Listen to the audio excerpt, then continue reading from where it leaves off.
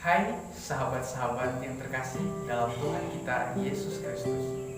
Saya, Frater Hilarius Suryapemanaan, ingin men-share kepada sahabat-sahabat sekalian tentang apa itu sakramen imamat. Mungkin dari sahabat-sahabat sudah ada yang mengetahui tentang apa itu sakramen imamat. Namun, masih banyak sahabat-sahabat kita di luar sana yang belum tahu persis dan belum tahu secara penuh tentang apa itu sakramen imamat. Maka dari itu, saya, Frater Hilarius akan memberikan sedikit pengetahuan iman kepada sahabat-sahabat tentang apa itu sakramen imamat. Sakramen imamat merupakan tanda dan sarana yang menunjukkan iman gereja yang menempatkan seseorang dalam tugas kepemimpinan yang sejati dengan hidup beriman. Dalam kehidupan bermasyarakat, sosok seorang pemimpin yang benar dan bijaksana sungguh diperlukan. Bukan hanya masyarakat yang menghendaki seorang pemimpin, melainkan Tuhan sendiri juga menghendaki hal tersebut untuk menuntun umat Allah ke jalan yang benar. Dasar biblis. Dalam kitab suci, kita dapat melihat dasar-dasar sakramen imamat, seperti ayat yang menunjukkan suatu lambang perutusan yang diberikan oleh Yesus ada pada Injil Yohanes pasal 21 ayat 15 sampai dengan 17, di mana Yesus sebelum wafatnya memberikan kuasa kepada para rasul untuk menggembalakan umatnya, menjadi seorang pemimpin bagi umatnya, dan mengambil andil dalam 3 misi keselamatan Kristus sebagai nabi, imam, dan raja. Sakramen imamat atau tabisan memiliki 3 tingkatan, yaitu tabisan uskup, tabisan imam, dan tabisan diakon.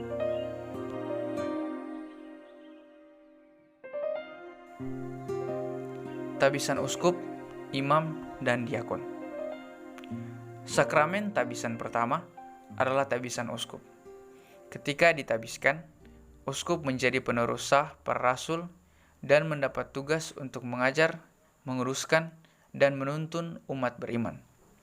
Tabisan uskup dilaksanakan paling sedikit oleh 3 orang uskup di hadapan para uskup lainnya dalam perayaan Ekaristi. Calon uskup berlutut di hadapan pentabis. Para pentabis menumpangkan tangan di atas kepala calon uskup, lalu mengucapkan doa pentabisan uskup. Setelah ditabiskan, uskup diberikan buku Injil, cincin, mitra, dan tongkat. Uskup sebagai gembala di keuskupan dibantu oleh para imam dan diakon. Tabisan imam. Ketika ditabiskan, imam menjadi rekan kerja dan sebagai pembantu uskup. Berkat rahmat tabisan, para imam diberi kuasa istimewa untuk menghadirkan tubuh dan darah Kristus. Mereka diberi kuasa oleh Kristus sendiri untuk menguruskan umat dengan menerimakan sakramen-sakramen. Dalam tata cara tabisan imam, uskup pentabis adalah uskup diosesan dan dilaksanakan dalam perayaan Ekaristi, di mana uskup disertai imam-imam lainnya menumpangkan tangan ke atas calon imam sambil mengucapkan doa tabisan iman. Setelah ditabiskan, imam diberikan patena dan piala yang menjadi lambang persembahan umat yang kudus.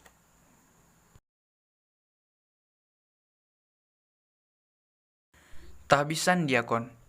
Tabisan diakon merupakan tingkatan tabisan yang paling rendah, namun tabisan tersebut merupakan jenjang awal untuk tabisan yang lebih tinggi. Dalam tata cara tabisan diakon, calon diakon ditumpangi tangan oleh uskup diosesan dengan tugas utamanya ialah menyalurkan firman dan kasih Allah lewat tindakan-tindakan karitatif kepada seluruh umat.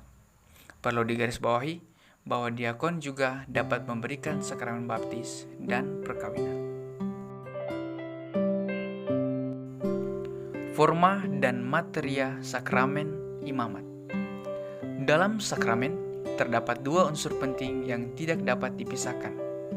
2 unsur itu adalah forma dan materia.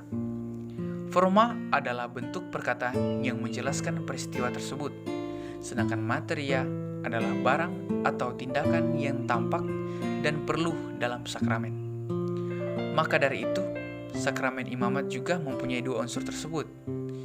Forma dari sakramen imamat adalah doa dari uskup yang menabiskan, yang memohon dan menyalurkan curahan Roh Kudus kepada yang ditabiskan. Sedangkan materianya adalah penumpangan tangan dari uskup dan pengurapan dengan minyak di tangan.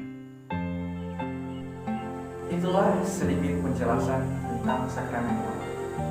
Semoga pembahasan singkat tentang sakramen imamat tadi dapat menambah pengetahuan dan iman sahabat-sahabat sekalian. Sekian dan